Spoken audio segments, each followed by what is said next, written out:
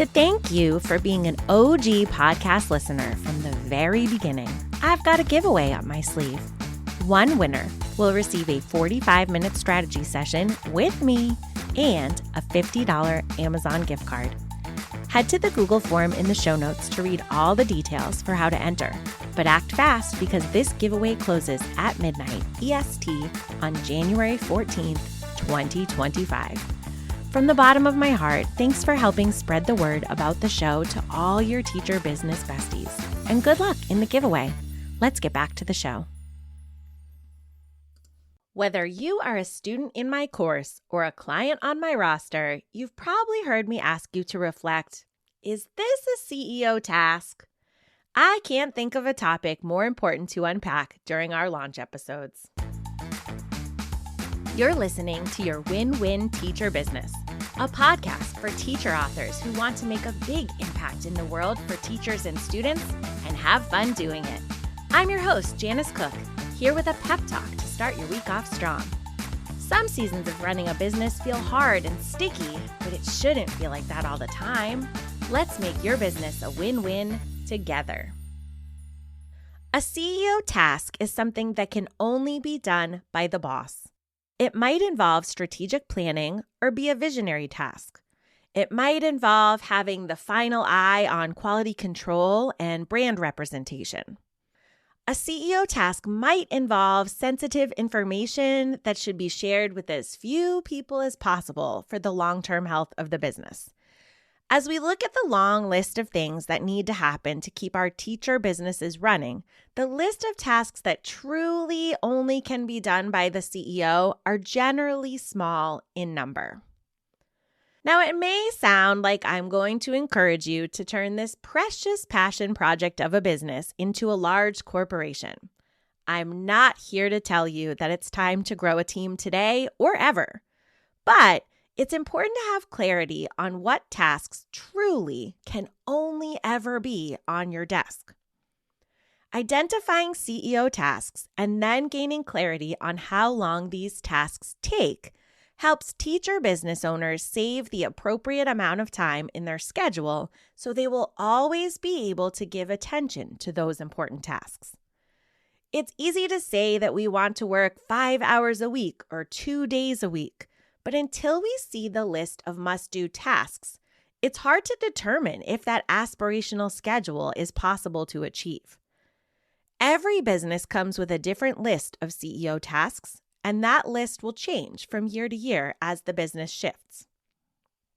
So whether you're a student in my course or a client on my roster, that's why you hear me saying, is this a CEO task all the time? I'll probably print it on a t-shirt one day and wear it to my client meetings. When we identify tasks that could be done by someone other than the CEO, we're uncovering the opportunity for a streamlined process to be developed. There is likely a repeatable element to the task, and the business, big picture, could likely benefit from the development of a standard operating procedure, or SOP. SOPs are beneficial even if you are a solopreneur.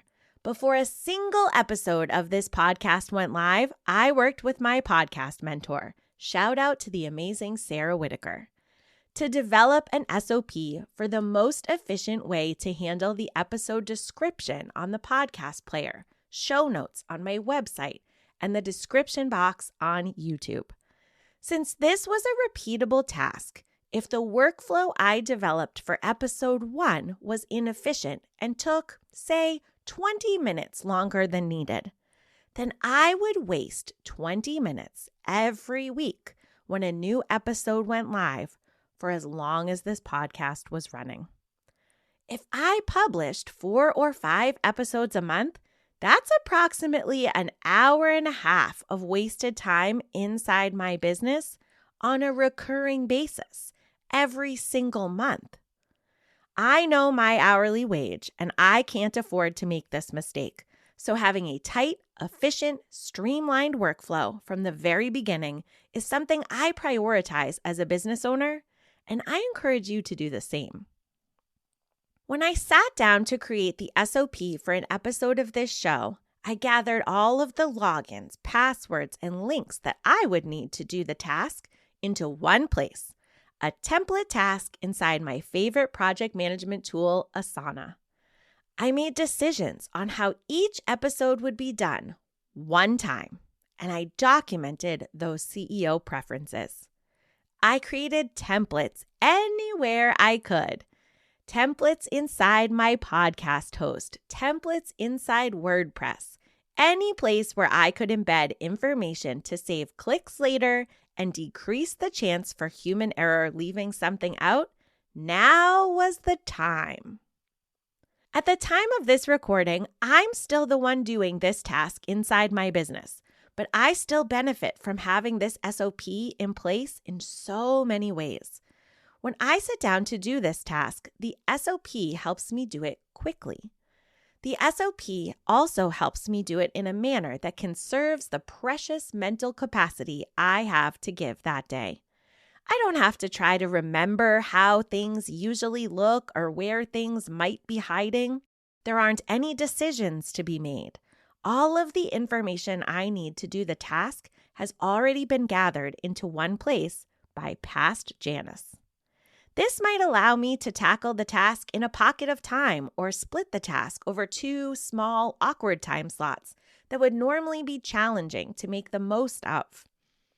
Having a streamlined checklist might make it easier for me to show my work and identify a stopping point if I need to pause for an interruption.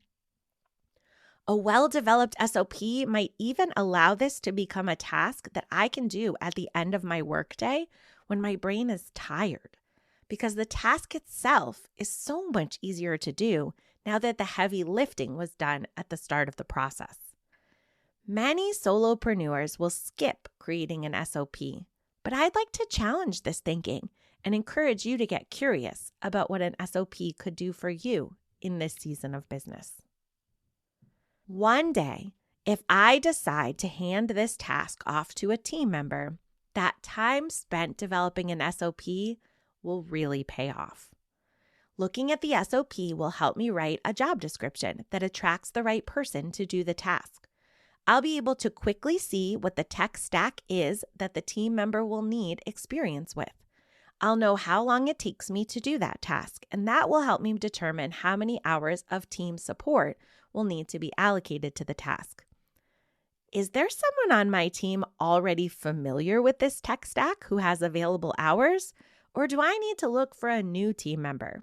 The answers to these questions flow easily when I can see the full task inside the SOP and when I've first done the task myself as the CEO.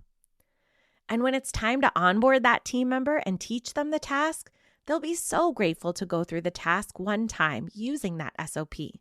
Then they can ask questions, and further detail and clarity can be added to improve the SOP. Then and only then will the CEO be able to step away from the task and empower the team member to move it to their desk moving forwards. And if that team member leaves, the SOP and the task can travel back to the CEO's desk or move to another team member.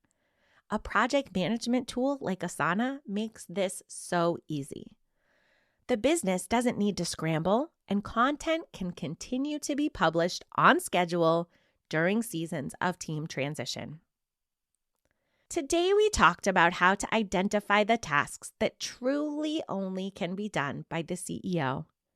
I never said that you'll only be doing CEO tasks in your week. In my current season of business, I'm doing a mixture of CEO tasks and tasks that could be done by someone else, like the sample podcasting tasks we used as an example in today's episode. That's normal. But as the business ebbs and flows and my CEO capacity changes, having a clear understanding of which tasks can only be done by me, that's the magic that helps us make great CEO decisions inside our teacher businesses. When I meet with teacher business owners who feel overwhelmed, I see a lot of tasks on their desks that could be made easier if we pressed pause and created SOPs. We step back to gain clarity on what tasks can only be done by them and find space for the CEO tasks in the schedule. Then we look at what tasks are left and make a plan for those. I hope this episode helped you reflect on your own business to determine what the true CEO tasks are. If you're feeling curious about SOPs and this path to hiring help inside your business with ease, make sure you have a copy of my free hiring guide. You can find it at cookfamilyresources.com/hiring-guide. That guide is packed with good news about free steps you can take inside your business to make it run more smoothly. It guides you through the questions that help bring clarity about if and when it's time to hire help and how to do it in a way that avoids a hiring horror story. I'd really like to get that guide in the hands of every single podcast listener. Can you help by downloading your copy today? Gaining clarity on the true CEO tasks inside your teacher business will bring you one step closer to it feeling like a win-win. I hope you'll join me for the next episode where we chat about clocking out with confidence. Thanks for making this podcast a part of your day. I'd love to help you find clarity with your next step in business. Go to cookfamilyresources.com/hiring-guide. I'll also leave that link in the show notes for you. This guide is packed with good news for those days when you feel like you can't possibly do it all. It might be time for you to invest in paid support, but the truth is there are a lot of free steps to explore first. After you dive into that guide, I'll be in your inbox every Monday morning with more actionable tips to help you enjoy running your business again. See you in the next episode.